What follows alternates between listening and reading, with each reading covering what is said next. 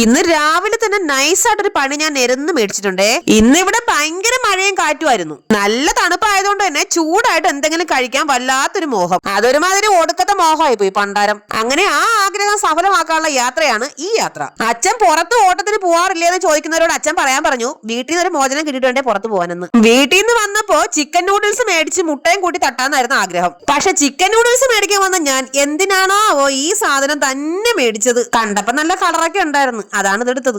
ആരാണ് ഒരു വെറൈറ്റി ഒക്കെ ആഗ്രഹിക്കാത്തത്? അതാണ് ഇതെടുത്തോണ്ട് വന്നത്. ഞാൻ എന്തൊക്കെ ഉണ്ടെന്നൊന്ന് വായിച്ചു നോക്കാന്ന് വിചാരിച്ചപ്പോ ഇത് കൊറിയയിലാണോ ചൈനയിലാണോ ഇംഗ്ലീഷിലാണോ എഴുതിക്കണം, ഒന്നും മനസ്സിലാവണില്ല. ഇതുണ്ടാക്കിയവരെ പറഞ്ഞിട്ട് ഒരു കാര്യമില്ല, പഠിക്കാൻ വിട്ടപ്പോ പഠിക്കാൻ പോണമായിരുന്നു. എന്തായാലും വാ പോയി സംഗതി സെറ്റാക്കാം. അങ്ങനെ കൊണ്ടുവന്ന നൂഡിൽസ് തയ്യാറാക്കാൻ വേണ്ടിയിട്ട് വെള്ളമൊക്കെ അടുപ്പത്ത് വെച്ചിട്ട് കവർന്ന് പൊട്ടിച്ച് മണത്ത് നോക്കിയത് മാത്രമേ എനിക്ക് ഓർമ്മയുള്ളൂ. വല്ലാത്തൊരു സ്മെല്ല് അടിച്ചിട്ട് മൂക്ക് വരെ തെറിച്ചുപോയി. ഒരു കവർ പൊട്ടിച്ചപ്പോ അതിനകത്ത് പിന്നെ 2 കവറ്. ആ കവർ കയ്യിലെടുത്തപ്പോഴേ വല്ലാത്തൊരു സ്മെല്ല്. എന്റെ പൊന്നു ദൈവമേ, എന്തൊക്കെയാണോ ഇതിനകത്ത് കലക്കി ചേർത്തേക്കുന്നത്. ആ പാക്കറ്റിന് അകത്തുണ്ടായിരുന്ന നൂഡിൽസ് ഇതുപോലൊരു വലിയ പീസായിരുന്നേ. കാണാനൊക്കെ കൊള്ളായിരുന്നു, പക്ഷെ ഒരു സാധനം മൂക്കിന്റെ അടുത്തോട്ട് കൊണ്ടുപോകാൻ പറ്റൂല. സോസ് പോലെ ഉണ്ടായിരുന്ന ഒരു പാക്കറ്റ് പൊട്ടിച്ച് മണത്തത് മാത്രമേ എനിക്ക് ഓർമ്മയുള്ളൂ.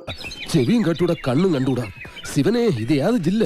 അടുത്തുണ്ടായിരുന്ന പാക്കറ്റ് എടുത്ത് പൊട്ടിച്ചിട്ടാണെങ്കിൽ എനിക്കൊരു മണ്ണാങ്കട്ടെ മനസ്സിലായില്ല. കണ്ടിട്ടാണെങ്കിൽ പാറ്റയുടെ ചിറക് വെട്ടി വെച്ചേക്കുന്ന പോലെ പുഴുവിന്റെ മുട്ട ഇരിക്കുന്ന പോലെയൊക്കെയാണ് എനിക്ക് തോന്നിയത്. എന്തായാലും കഴിക്കാനുള്ള സാധനം ആയിരിക്കും എന്ന് വിശ്വസിക്കാം, അല്ലേ?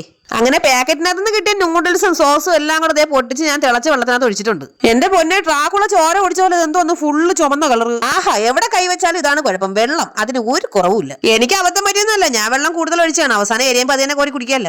അവസാനം നൂഡിൽസ് തയ്യാറായപ്പോ ദൈവമേ എന്നെ കാത്തോളേന്ന് പറഞ്ഞ് ഒരു സ്പൂണ് വാരി വായിൽ വെച്ചതേ ഉള്ളൂ.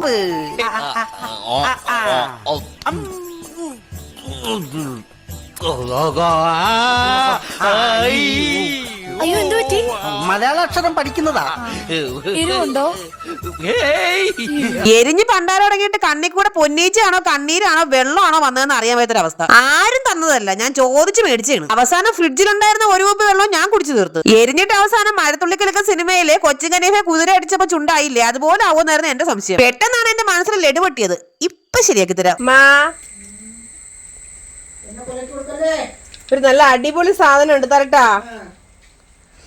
സൂപ്പറാണ്, സൂപ്പറാണ്. അമ്മ ഓടി വന്ന് ഒരു സ്പൂൺ എടുത്ത് വായിലേക്ക് വെച്ച്. പിന്നെ അങ്ങോട്ട് അവിടെ നടന്നത് ചരിത്ര യുദ്ധമായിരുന്നു. വല്ല കൊറിയക്കാരും മുളക് കമ്പിന്റെ നൂഡിൽസിനകത്തേക്ക് മാറ്റിയിട്ട് ഞാൻ എന്ത് ചെയ്തു? അടുത്ത പരീക്ഷണം എവരിട്ടാവാന്ന് വിചാരിച്ചപ്പോ അവൻ ആദ്യമേ സലാം പറഞ്ഞു പോയി. പിന്നെ നിങ്ങളൊരു കാര്യം പറഞ്ഞാ, ഇത് മൊത്തം കഴിച്ചു നിൽക്കാതെ എന്റെ അടുത്ത് വീട്ടിൽ കയറില്ല നമ്മ പറഞ്ഞു. അപ്പൊ ജീവൻ ഉണ്ടെങ്കിൽ അടുത്തൊരു വീഡിയോ കാണാം. നമ്മുടെ ചാനൽ എല്ലാവരും സബ്സ്ക്രൈബ് ചെയ്യണേ. ടാറ്റാ.